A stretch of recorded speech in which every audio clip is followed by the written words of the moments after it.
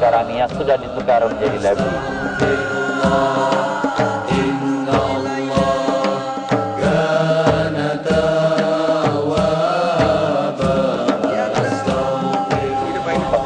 Ada sekarang ni namanya masjid inilah Masjid Ar-Raya, Masjid Bendera.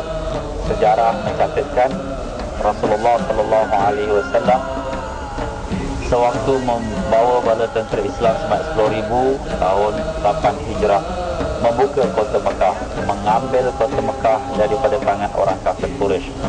Dan tidak ada penentangan pun daripada orang kafir terhadap kemasukan tentera Islam, melainkan sedikit sahaja. Nabi pun cacak menduranya dan semayang sunat 2 rakaat syukur kepada Allah Subhanahu wa taala. Jadi sebab itulah tempat ini dinamakan Masjid Bendera, tetapi sekarang ni ada juga yang menamakannya Masjid Kucing. Tak tahulah, mungkin kerana banyak kucing, Allahu a'lam. Jadi di sini menunjukkan kepada kita apabila kita mendapat sesuatu kejayaan, keselamatan, kebaikan, maka hendaklah kita bersyukur kepada Allah Subhanahu wa taala.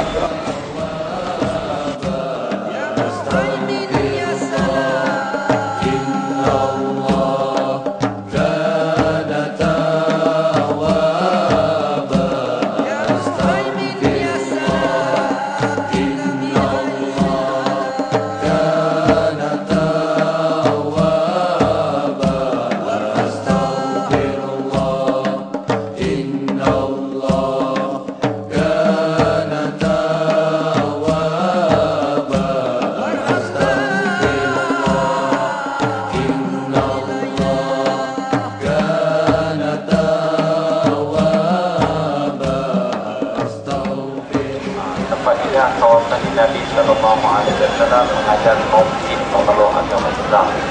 Kisahnya pernah diriwayatkan oleh Ibnu Mas'ud radhiyallahu anhu, semasa baginda Nabi kehilangan daripada para sahabat, maka tak nampak Nabi lepas sahabat sebenarnya. Sahabat-sahabat sudah hati dari Nabi. Setelah hasil waktu subuh, Nabi pun menjumpa masa bagi masjid. Kemudian sahabat tanya ke mana Nabi pergi. Nabi kata Nabi pergi mengajar kaum muslim untuk memeluk agama Islam. Nak kau melihat tempatnya, sahabat itu pun mengatakan, iya ya Rasulullah SAW. Nabi pun bawalah kemari dan dilihatnya bekas-bekas kita kata unggun-unggun api yang masih membakar.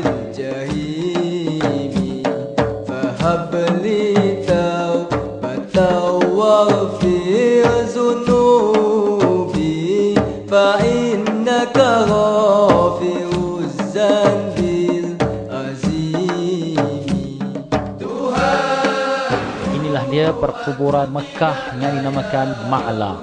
Di sinilah terletak perkuburan sekalian mereka yang meninggal di kota Mekah, termasuk para jemaah haji dan umrah, dan juga mereka yang bermustautin dan bermukim di Mekah. Maqam Siti Khadijah kelihatan di jendela yang disaksikan oleh orang yang sedang berdiri, itulah dia.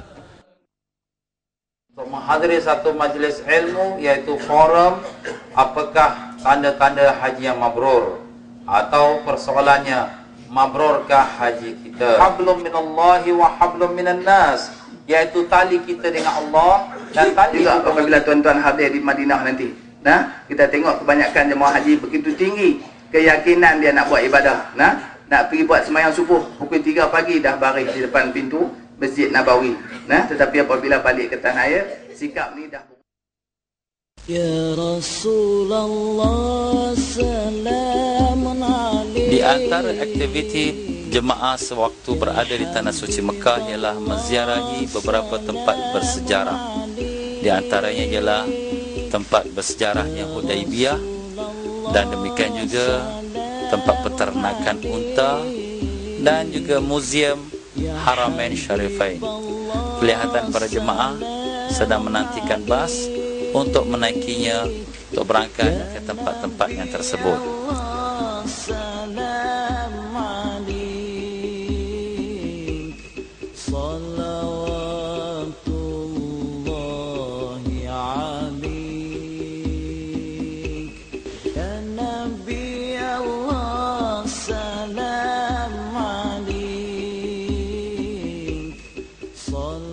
Di sini telah berlaku sejarah di zaman baginda Nabi Rasulullah sallallahu alaihi wasallam, di mana pada tahun 6 Hijrah setelah 6 tahun baginda berada di kota Madinah Munawwarah, maka baginda telah bermimpi bahawa Allah Subhanahu wa taala telah membawa baginda dengan umat Islam memasuki Masjidil Haram dalam keadaan mengerjakan umrah. Maka dengan itu baginda pun telah membawa umat Islam pada tahun 6 Hijrah untuk mengerjakan umrah. Maka apabila baginda Nabi sallallahu alaihi wasallam sampai di Hudaibiyah ini, baginda pun berhenti kerana inilah bandar atau pekan yang terakhir sebelum masuk ke dalam tanah haram Mekah. Jadi kalau tuan-tuan dan puan-puan tadi, kalau tuan-tuan perasan sebelum sampai di sini dalam 2 minit, maka kita lalu tembok yang menandakan tanah haram. Sebentar nanti apabila setelah selesai daripada sini, tuan-tuan bila berjalan lagi sebentar, tuan-tuan akan nampak 2 tembok itu di kiri kanan jalan raya untuk menandakan masuknya tanah haram Mekah. Rasulullah sallallahu alaihi wasallam dengan para sahabatnya berkemah di sini. Dan kemudian mengutus seorang sahabatnya bernama Sayyidina Uthman bin Affan radhiyallahu an untuk masuk ke kota Mekah untuk meminta izin daripada orang-orang Quraisy. Kenapa baginda mengutuskan Sayyidina Uthman? Kerana Sayyidina Uthman dia mempunyai hubungan yang baik dengan pembesar-pembesar Quraisy daripada silsilah kekeluargaan. Tetapi setelah menunggu sehari, 2 hari dan 3 hari, tidak juga Sayyidina Uthman pulang kembali. Kemudian mendapat berita pula bahawa Sayyidina Uthman telah mati dibunuh. Maka dengan itu Rasulullah sallallahu alaihi wasallam telah mengambil janji daripada para sahabat. Jika sekiranya Sayyidina Uthman benar mati dibunuh, maka kesemuanya akan menghadapi peperangan. Maka dengan itu seramai lebih kurang 3,000 para sahabat telah sallallahu alaihi wasallam, iaitu Bai'atul Ridwan. Apa itu bai'at? Bai'at itu ialah perjanjian. Dan dinamakan perjanjian itu Bai'atul Ridwan, iaitu perjanjian yang diridai oleh Allah Ta'ala. Perjanjian itu dilakukan di bawah sebuah pokok.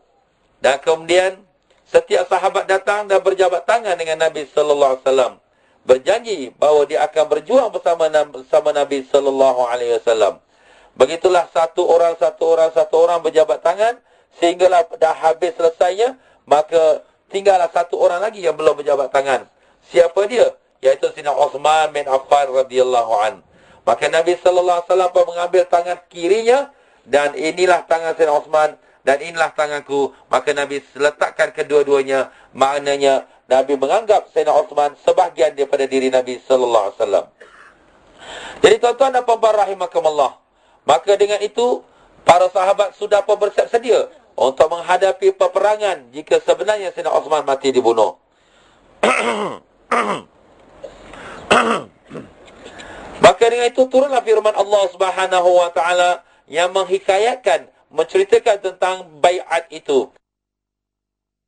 Tempat yang kita berada sekarang ni tuan-tuan dan puan-puan adalah tempatnya Perigi Hudaibiyah. Yang di sebelah saya ini Perigi Hudaibiyah.